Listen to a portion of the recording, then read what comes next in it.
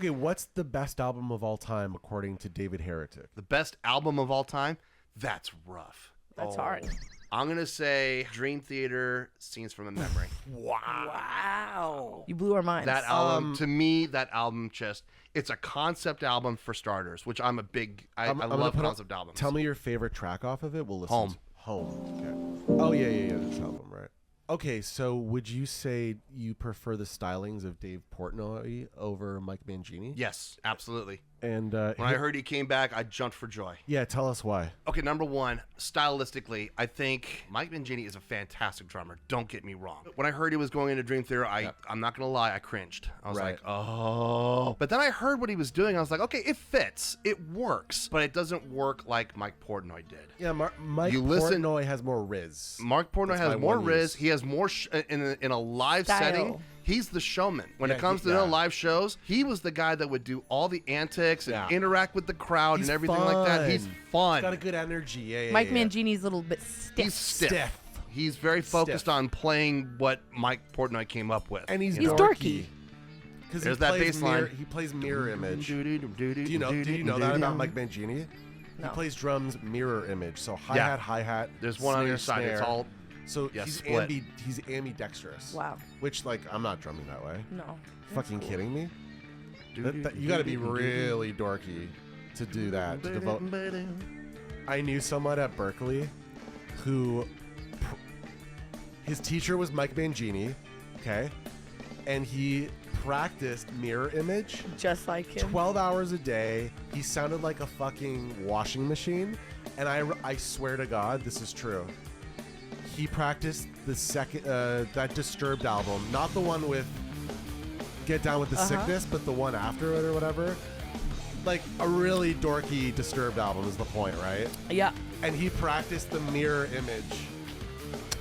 That's a real sour lemon. But dude, he didn't tell me it was Disturbed. I just knew it was just, see what I'm saying? I came on Down with the Sickness. Yeah. Anyway. Wow. True story.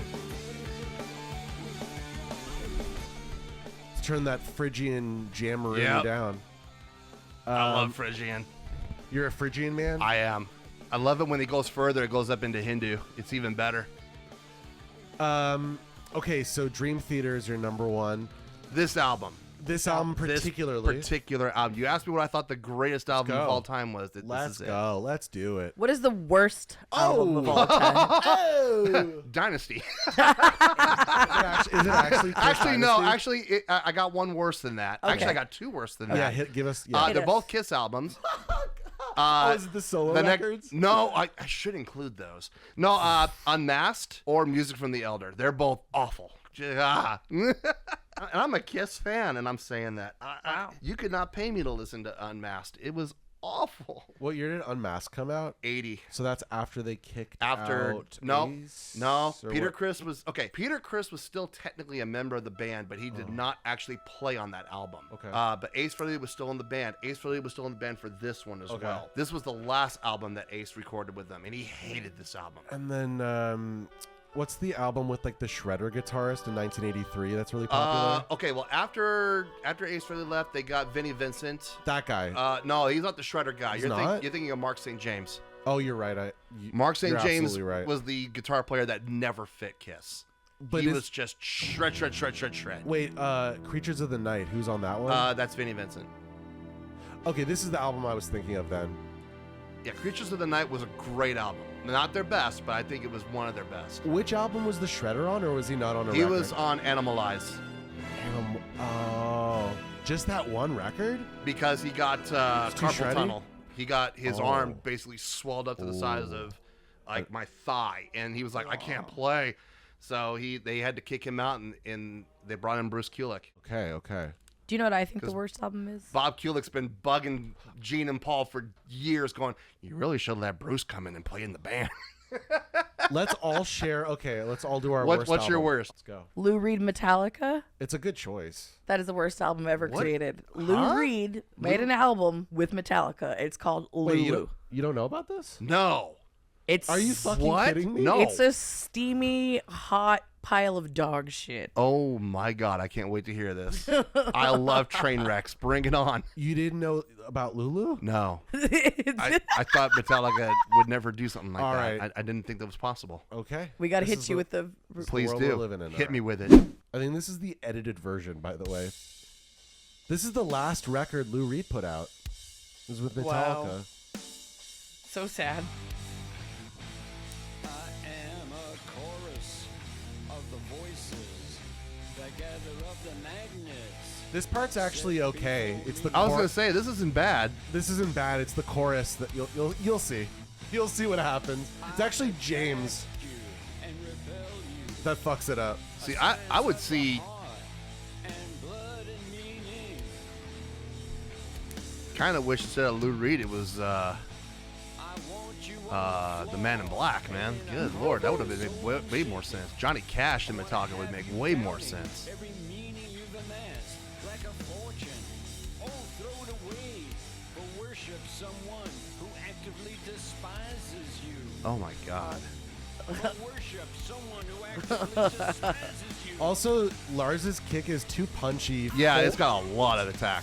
yeah, a lot of attack for Lou Reed's poetry aesthetic. Yeah. It doesn't this part.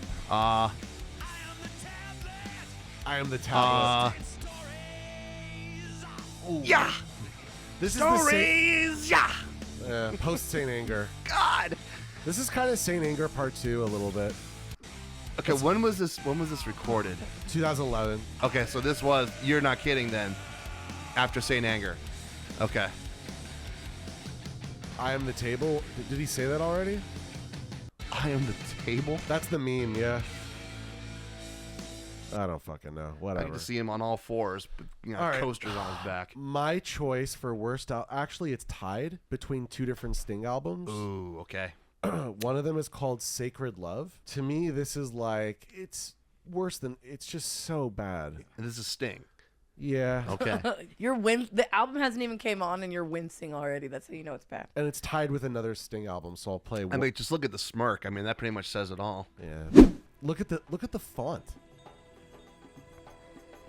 It's too tantric sex for me. It's way too much like a white man that has had sex with a brown woman for the first time. And he's just like, his whole worldview's just opened up. And he's just like, he feels funky. He's got way too much dip on his chip, man. I mean, there's more to this world than white bread. Yeah, exactly. He's just like, holy shit. He can't refer to his girlfriend without using a food term. You know what I mean? Like, he's like, I'm gonna learn how to play tablas. yeah, he was just like, yeah, just my spicy brownie just really got me. And you're like, why is she always a food item, man?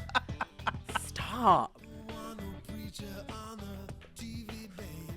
Hey. Okay. It's giving I'm wearing a Kangol hat. It's Kangol territory. Oh, good Lord. All right, so that's tied with the Sting and Shaggy collabo album. Bro, What? I can't believe that they're gonna make another album. No. They're doubling down on this absolute monstrosity. They didn't learn their lesson, huh? They don't learn lessons. All right. There's them on a yacht in Miami, I'm God. guessing. Yeah, because that's what Sting's all about. Oh my God. I don't want him to spin any I'm- lyrics on the I'm beat. already done. This Oh, might be worse, to be honest. jeez. This might be the worst thing ever made. I don't think it was meant to be For like consumed by humans. for like on a mainstream level. I don't mean like some random guy on MySpace. Between the obviously. two, this was worse. This is worse. This This is- is worse. this I'm was a- sorry, there's no comparison. This isn't meant for human consumption. This is meant to be used on like a hot bachelorette dating show thing, right? It's like 20 singles on an island And together. that's playing in the background. Yep. Yeah, I you're can- right. Oh you're right. God, yes. But also, to be fair, like I was thinking more album, right? If Yeah. you listen to the whole Sting Shaggy album, it's a 0.3, right? Okay. There's musicality. That in means it. it's an atrocity. It's It's an affronting its nature. Whereas this Sting Sacred Love over the long haul, I'm left feeling a 0.0. There's not a single redeeming. Even though you're right, that one song for like 20 seconds was better, for sure. Just based on that sampling that we heard, yeah. Yeah, there's no question about it. Woof indeed. This is an Abomination. abomination An against affront. An An affront against affront- nature. a humanita. Yeah. Humanity. We don't need that. No, we could live without it.